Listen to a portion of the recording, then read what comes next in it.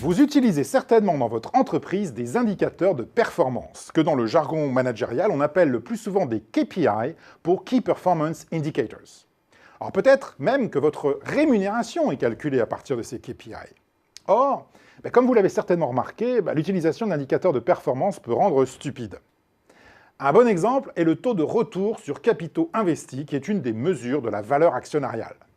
Lorsqu'on demande à des dirigeants d'entreprise d'améliorer ce retour sur capitaux investis, ils commencent naturellement par tenter de renforcer l'efficience de leur entreprise, c'est-à-dire le retour. Cependant, au bout d'un moment, les gains deviennent limités, alors qu'il s'agit de toujours faire mieux que les concurrents. Les dirigeants sont alors tentés d'appliquer une deuxième solution. Plutôt que d'accroître le retour, ils cherchent à réduire les capitaux investis. Et on voit ainsi des distributeurs vendre leurs magasins, des groupes d'hôtellerie vendre leurs hôtels, voire des industriels vendre leurs usines. Alors du point de vue comptable, l'indicateur de performance est atteint et le dirigeant est assuré de toucher son bonus. En revanche, d'un point de vue stratégique, la cession des actifs à des prestataires externes peut poser des problèmes considérables en termes de contrôle, de transfert de compétences, voire d'indépendance stratégique et de degré de liberté. L'utilisation dogmatique d'indicateurs de performance peut donc conduire à prendre des décisions stratégiquement stupides. Alors on peut multiplier les exemples avec d'autres indicateurs classiques. En cherchant à accroître sa part de marché, on peut pratiquer des prix très attractifs pour les clients, mais trop bas pour assurer la pérennité de l'entreprise.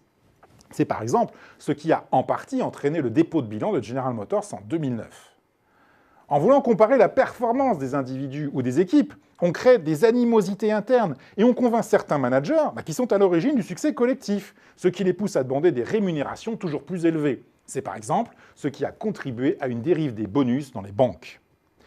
En voulant livrer ses clients le plus vite possible, on oublie de vérifier que les concurrents seront rapidement capables d'en faire autant, ce qui empêche de faire payer le surcoût de ce service. C'est par exemple ce qui a entamé les marges des distributeurs dans la papeterie. Alors au total, on voit que le recours systématique à des KPI pousse les managers à ne plus gérer une entreprise, mais à se contenter de gérer des indicateurs, ce qui peut bien entendu avoir des conséquences dramatiques. Alors comment éviter cette dérive ?